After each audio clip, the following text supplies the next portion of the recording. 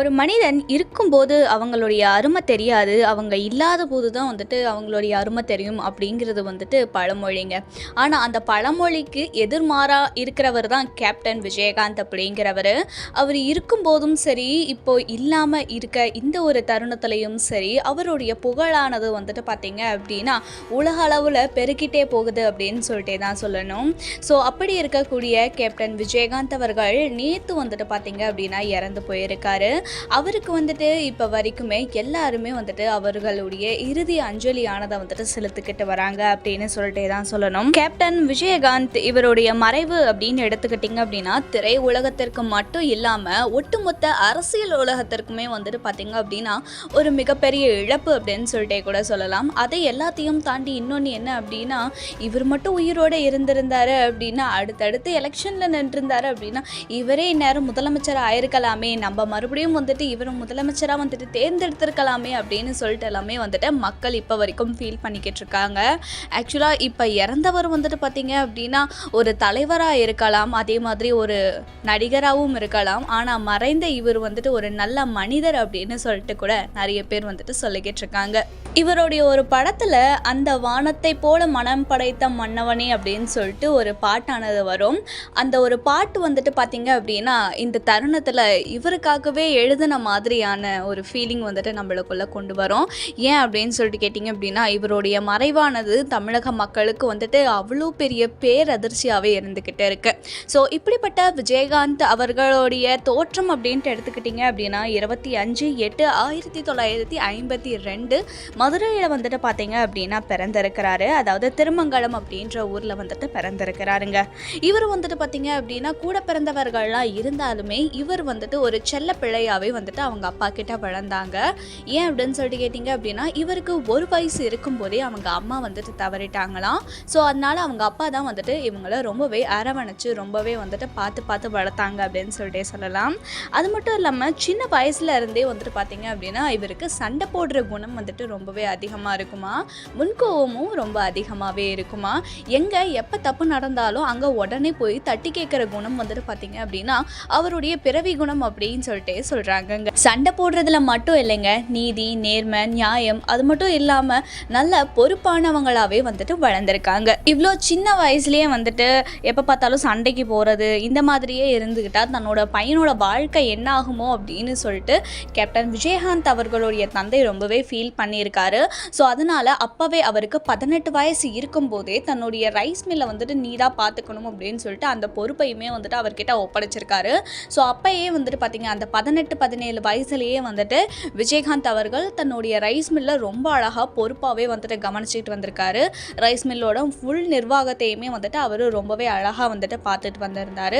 அது மட்டும் இல்லாமல் தனக்கு கீழே வேலை பார்க்கக்கூடிய ஒவ்வொரு ஊழியர்களுக்கும் என்னென்ன தேவையோ அது எல்லாமே வந்துட்டு செஞ்சு கொடுத்துருக்காரு.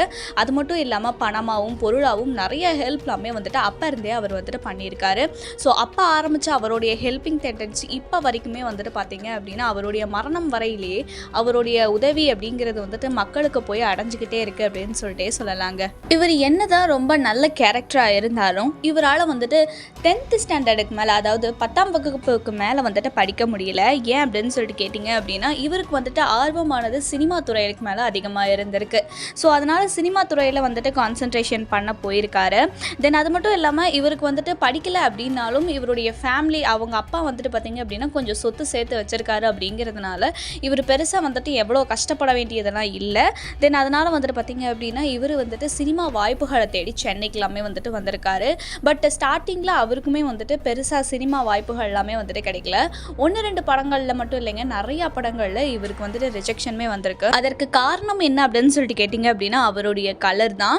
இவருடைய கலரை காரணம் காட்டி இவருடைய பேசக்கூடிய லாங்குவேஜ் அந்த தோரணைகளை காரணம் காட்டியே இவர் வந்துட்டு ரிஜெக்ஷன் நிறையா வாங்கியிருக்காரு. நான் இதை வச்சே சாதிச்சு காட்டுவேன் அப்படின்னு சொல்லிட்டு நல்லா வந்துட்டு பண்ணவர் தான் வந்துட்டு விஜயகாந்த் அப்படின்னு சொல்லிட்டே சொல்லலாம். ஆக்சுவலாக உலகநாயகன் கமலஹாசன் சாரே ஒரு இன்டர்வியூவில் சொல்லியிருக்காரு என்ன அப்படின்னா, நானும் ரஜினியும் வந்துட்டு வாய்ப்புகளை தேடி ஒரு இடத்துக்கு போகிறோம் அப்படின்னா எங்களுக்கு முன்னாடி விஜயகாந்த் அந்த இடத்துல இருப்பார் அப்படின்னு சொல்லிட்டுலாம் சொல்லியிருக்காரு. ஸோ அந்த அளவுக்கு சினிமாவில் பயங்கர ஈடுபாட்டோடு வந்துட்டு பார்த்தீங்க அப்படின்னா அவருடைய வாய்ப்புகளுக்கு வந்துட்டு பார்த்தீங்க அப்படின்னா அவர் தேடிக்கிட்டே இருந்திருக்காரு. அந்த மாதிரி வாய்ப்புகளை வந்துட்டு தேடி அதுக்கப்புறமா ஒரு படத்தையும் நடிச்சிருக்காரு. அதுதான் வந்துட்டு இனிக்கும் இளமை கடமை அப்படின்னு சொல்லிட்டு படம். அதில் வந்துட்டு பார்த்தீங்க அப்படின்னா ஒரு வில்லன் ரோல் தான் வந்துட்டு பண்ணியிருக்காரு. வில்லன் ரோல் பண்ணாலுமே தன்னுடைய கேரக்டரை பெஸ்ட்டாக பண்ணணும் அப்படின்னு சொல்லிட்டு ரொம்பவே அற்புதமாக நடிச்சிருப்பாரு. அதில் வந்துட்டு அந்த படம் பெருசாக போகலை, அது வந்துட்டு ஃப்ளாப் ஆகிருக்கு. அதுக்கப்புறமும் இன்னும் ஒரு 2-3 படங்கள் எல்லாமே வந்துட்டு ஃப்ளாப் ஆகிருக்கு. அதுக்கப்புறம் வந்துட்டு இவருக்கு வந்து பார்த்தீங்க அப்படின்னா ஒரு ஃப்ளாப் ஹீரோ அப்படின்னு சொல்லிட்டே கூட சொல்லியிருக்காங்க. அதனாலேயே வந்துட்டு பார்த்தீங்க அப்படின்னா பெருசாக எந்த ஒரு பட வாய்ப்புகளுமே வரவே இல்லை அப்படின்னு சொல்லிட்டே சொல்லலாம். அதுக்கப்புறம் இது எதையுமே வந்துட்டு கன்சிடர் பண்ணாமல் மறுபடியும் இவர் வந்துட்டு அவருக்கான வாய்ப்புகளை தேடி அவர் மறுபடியும் படம் நடிக்கணும் அப்படின்னு சொல்லிட்டு அவருடைய முயற்சியினால மறுபடியும் படங்கள் எல்லாமே வந்துட்டு நடிச்சாரு. அதுக்கப்புறமா அவருக்கு வந்துட்டு ஒரு பட வாய்ப்பு வருது. அதாவது எஸ்.ஜே. சந்திரசேகர் இருக்கார் இல்லையா, அவருடைய டைரக்ஷன்ல சட்டம் ஒரு இருட்டு அறை அப்படின்னு சொல்லிட்டு ஒரு படத்தை வந்துட்டு விஜயகாந்த் அவர்கள் நடிக்கிறாரு.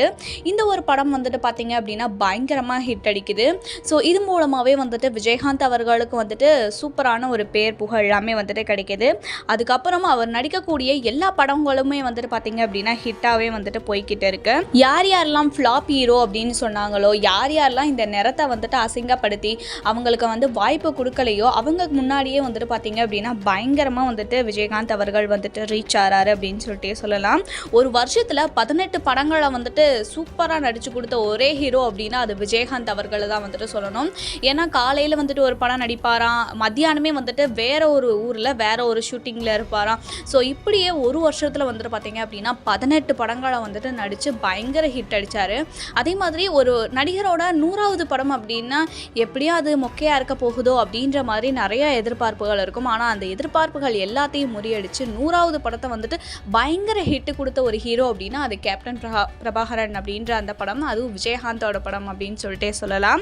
ஸோ இந்த மாதிரியான ஒரு படங்கள் திரையுலகத்தில் வந்துட்டு ரஜினி, கமல் இவங்க எல்லாருக்குமே வந்துட்டு ஒரு டஃப் ஹீரோ அப்படின்னு சொல்லணும் அப்படின்னா அது விஜயகாந்த் அவர்களை தான் வந்துட்டு சொல்லணும். தானத்திலையும் சிறந்த தானம் அன்னதானம் அப்படின்னு சொல்லிட்டே சொல்லலாம்.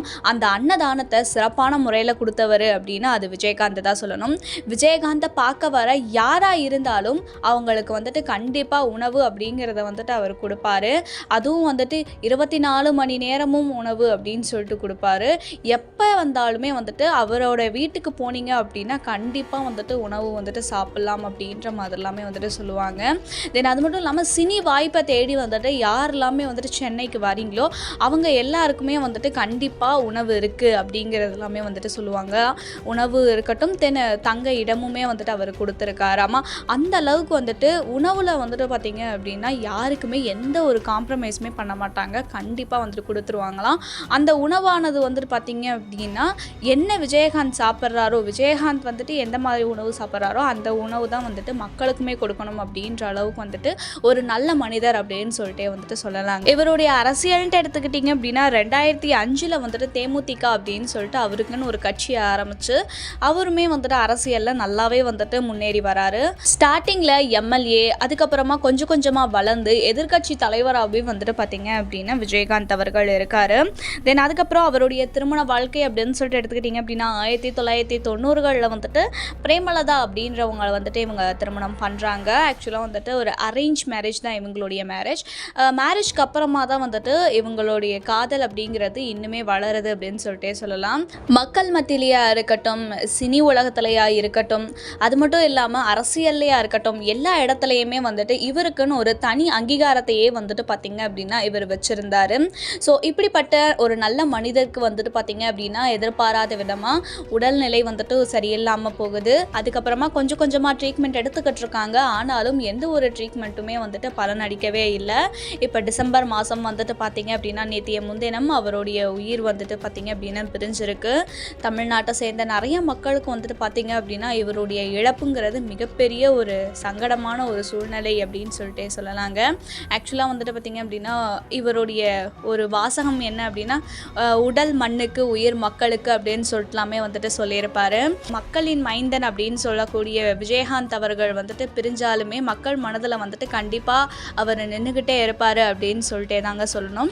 ஸோ கண்டிப்பாக வந்துட்டு நம்மளுடைய ஆழ்ந்த இரங்கலையுமே வந்துட்டு அவருக்கு தெரிவிச்சுக்கலாம். அவ்வளோதான் இந்த ஒரு வீடியோ. இந்த ஒரு வீடியோ உங்களுக்கு பிடிச்சிருந்துச்சு அப்படின்னா மறக்காமல் லைக் அண்ட் ஷேர் பண்ணுங்கள். அடுத்த ஒரு வீடியோவில் நான் உங்களை வந்துட்டு பார்க்குறேன். அது வரைக்கும் பாய்.